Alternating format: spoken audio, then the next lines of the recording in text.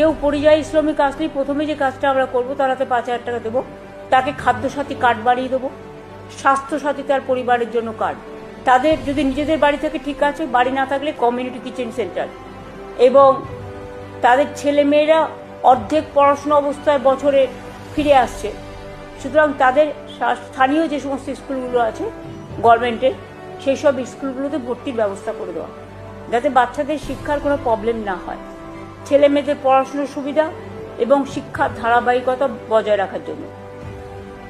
এছাড়াও তারা অন্যান্য সরকারি প্রকল্প যেমন কন্যাশ্রী আছে, শিক্ষাশ্রী আছে, বিভিন্ন রাজ্যে যেখানে ডাবল ইঞ্জিন সরকার আছে সেখানে বাংলা ভাষা ও বাঙালি পরিচয়ের ওপরে পরিকল্পিতভাবে আক্রমণ চালানো হচ্ছে। কেউ বাংলায় কথা বললে তাকে অপরাধী হিসেবে চিহ্নিত করা হচ্ছে, তাকে কোথাও বাংলাদেশে পুশ করে দেওয়া হচ্ছে, কোথাও জেলে ঢুকিয়ে দেওয়া হচ্ছে, কোথাও থানায় নিয়ে গিয়ে হ্যারাস করা হচ্ছে।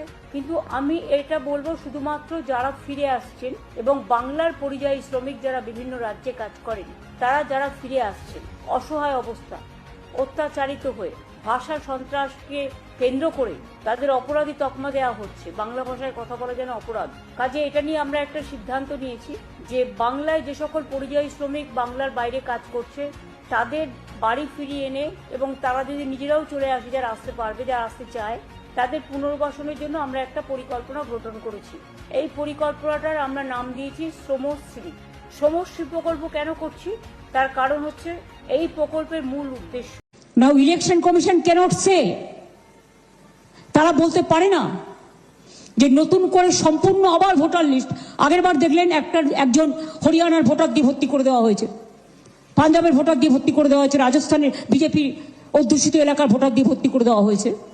ইলেকশন কমিশন থেকে দুটো লেটার আমাদের কাছে তো এসছে, ন্যাচারালি অন্য পলিটিক্যাল পার্টির কাছেও ডেফিনেটলি যাবে বলে আমি আশা করি। যদিও এটা বিহারকে কেন্দ্র করে এটা দিয়েছে, কিন্তু it will be applicable for all through out the country, সেটাও বলে দিয়েছে। আমাদের যেটা দেখছি খুব আপত্তিজনক, ডিক্লারেশন ফর্ম করেছে একটা ভোটার লিস্টের নাম তুলতে গেলে। সেটা কি?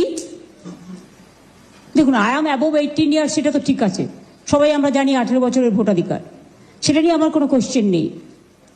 কোশ্চেনটা হচ্ছে বলছে অ্যানেক্সচার ডিতে ডিক্লারেশন ফর্ম